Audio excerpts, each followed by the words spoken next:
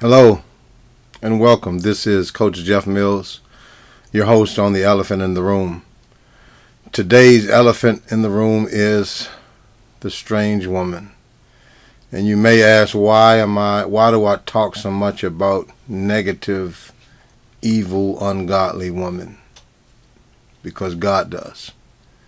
And it's very important that we embrace and begin to see things from God's perspective, which is the only perspective that matters in life. God's perspective. And that's the only perspective that will bring about change when we can take heed to His word and His warnings. And so I won't be before you too long. So we're going to jump right in it. A few Hebrew words translated from the word strange. A strange woman basically is a foreigner. She's looked at to be an alien. She is immoral. She is a seductress, profane, secular, worldly, ungodly, irreverent, disrespectful, adulterous. She's a harlot. She is basically a prostitute. She's outlandish. She's different. She's basically a pagan and an unbeliever. The best way to describe her is an unbeliever. She has totally rejected God, His word, His will, and His ways, and wants to have nothing to do with the life of being a true Christian, a true believer, a true follower of Christ. So I'm going to turn your attention to Proverbs chapter 7, where God describes this woman to a T, and He even gives us an example of how she rose. So let's pay quick attention, close attention. So Proverbs chapter 7, verses 5 through 27, which is the end of the chapter. Proverbs 7, 5 through 27. I'm reading the Amplified Version, as many of you guys know that I like. So Proverbs 7, 5 through 27, the Amplified Version reads, this is a father's warning to his sons, for our sons to embrace wisdom, embrace God's wisdom specifically. Why? In verse 5, he explains why we are to embrace God's wisdom, that they may keep you from the immoral, the strange woman, the foreigner, from the foreigner who does not observe God's laws and who flatters with her smooth words. In other words, she is a professional love bomber. She knows exactly what she's doing. She knows how to make a man feel like he is the best thing since sliced bread. He makes him feel like he is the best thing since the air that we breathe. Verse 26, she now describes how she catches men. She says, verse 6, for at the window of my house I looked out through my lattice, and among the naive, among the inexperienced, among the gullible, she said, I saw the youths, a young man lacking good sense. And this is why we must warn our sons. We must educate our sons.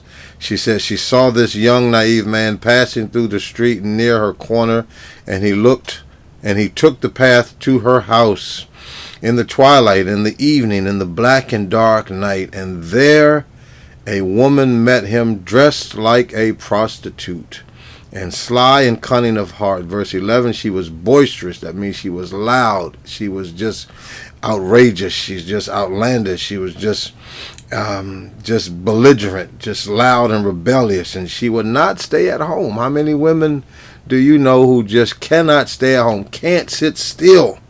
Always. At verse 12, at times she was in the streets, and at times she's in the marketplaces, she's in the malls, lurking and setting her ambush at every corner. So every time you get on the internet, she is lurking. She's searching through your profiles, checking you out.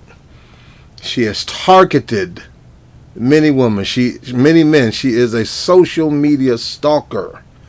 Verse 13, so she caught him and kissed him. Look how fast Look how aggressive she is to get what she wants. Look how aggressive she is to take advantage of the young, naive, and gullible young man. Maybe even some older men still fit that description of being naive and gullible because she has seduced you with her looks. And listen, and so she caught him and kissed him, and with a brazen and impudent face, she caught him and she said to him, listen, I have peace offerings with me. Today I have paid my vows. So I came out to meet you. Oh, really? Is that so? Came out to meet me? That you might share with me the feast of my offering. Diligently I sought your face. Yeah, I bet you have. Diligently I have sought your face, and I have found you. Wow, how lucky you are. Verse 16, she said, I have spread, what are your intentions? Verse 16, she says, I have spread my couch with coverings and cushions of tapestry with colored fine linen of Egypt. Look at how she describes her living room. So instead of us staying out here in the streets, let's just go into my house. Let's just go into the living room. There, she said, verse 17, she said, so now where do you plan on taking this conversation? I mean, it is midnight and you're invited a total stranger into your home. What are your intentions? What do you plan? Verse 17, she said, I have perfumed my bed with myrrh and aloes and cinnamon. Come, let us drink our fill of love. You mean lust? No, she said love until the morning. Let us console and delight ourselves with love. Don't you mean lust? Don't you mean lust? Verse 19. So listen, I see this is a nice home.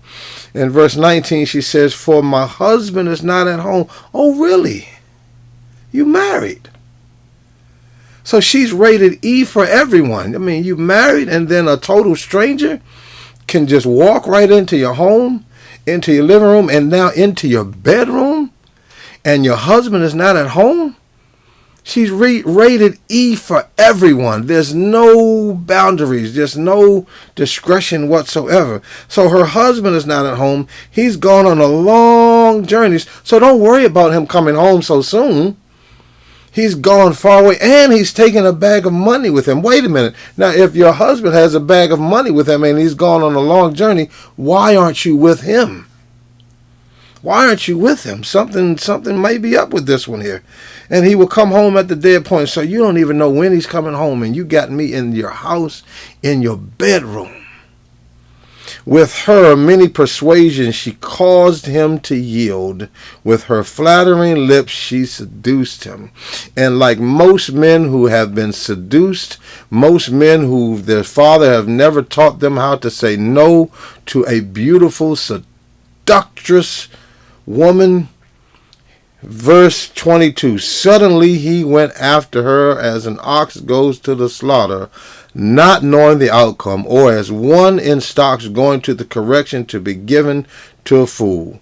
Verse 23, until an arrow pierced his liver with a mortal wound, like a bird fluttering straight into the net. He did not know that it would cost him his life. How many men you know have lost their lives over a deadly, ungodly, beautiful woman? Ask Samson. Ask Samson. In verse 24, this is now the father bringing his son's attention back to focus. Now, therefore, my sons, listen to me, and I say this to you men, you young men and you old men who don't have a grasp on your lustful desires for beautiful women. If you don't know how to say no to a woman, this scripture is what you should be embracing. Now, therefore, my sons, listen to me and pay attention to the words of my mouth. Do not let your heart turn aside to her ways. Do not stray into her evil, immoral paths. Do not. Why? Because verse 26, she has cast down many. She has mortally wounded. Indeed, all who were killed by her were strong men. Verse 27, her house is the way to hell, descending to the chambers of death. Brothers, that's why we must remain steadfast and unmovable, always abounding in the word of the Lord.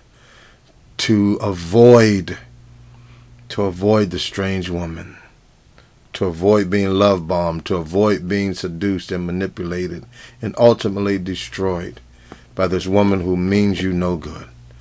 So brothers and sisters, that's my time. I thank you for yours. I pray that we all men, and then the women who are mothers to sons, you can take this word and you should be encouraged to share this word of warning to your sons to stay away from the strange woman. All right? That's my time. I thank you for yours. And as always, remember, Jesus Christ is Lord. And in fact, he is Lord over all. He's Lord over all. All right, God bless you. Stay tuned. And I'll see you real soon. All right? God bless.